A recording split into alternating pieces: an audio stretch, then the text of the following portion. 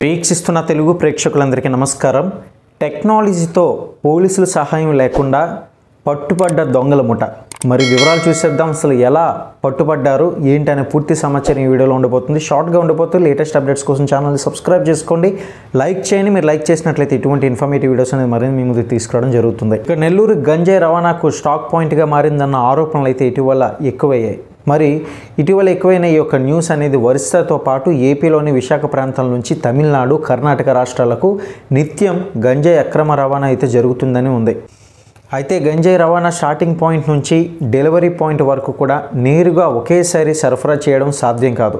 ఎందుకంటే నిత్యం కూడా వాటిపై నిఘా ఉండడం, అలాగే విశాఖ నుంచి నేరుగా ఒక్కసారిగా తమిళనాడు లేదా కర్ణాటకలకు తరలించడం సాధ్యం కాకపోవడంతో నెల్లూరును స్టాక్ పాయింట్గా ఏర్పాటు చేసుకొని ఇక్కడ నుంచి అనువైన రోజున ఇతర రాష్ట్రాలకైతే తరలిస్తూ వస్తున్నారు గంజాయి మాఫియా. ఇటీవల నెల్లూరు నగరంలో గంజాయి వాడకం ఎక్కువ కావడంతో కూడా ఈ యొక్క టెక్నాలజీని వినియోగించడం జరిగింది. నిత్యం కూడా ఏదో ఒక చోట అల్లర్లు, అలాగే ఘర్షణలు, హత్యలకు కూడా దారి తీసిన సందర్భాలు అయితే అనేకం ఉన్నాయి.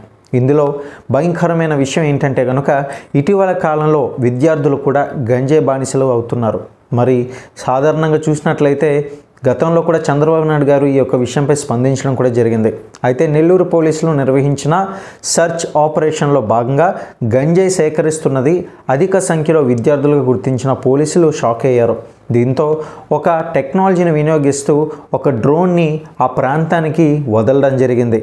అంతే, ఖేల్ ఖతం దుకాన్ బంద్ అన్నట్లుగా అక్కడ మాఫియా కొంతమంది పట్టుబడ్డారు.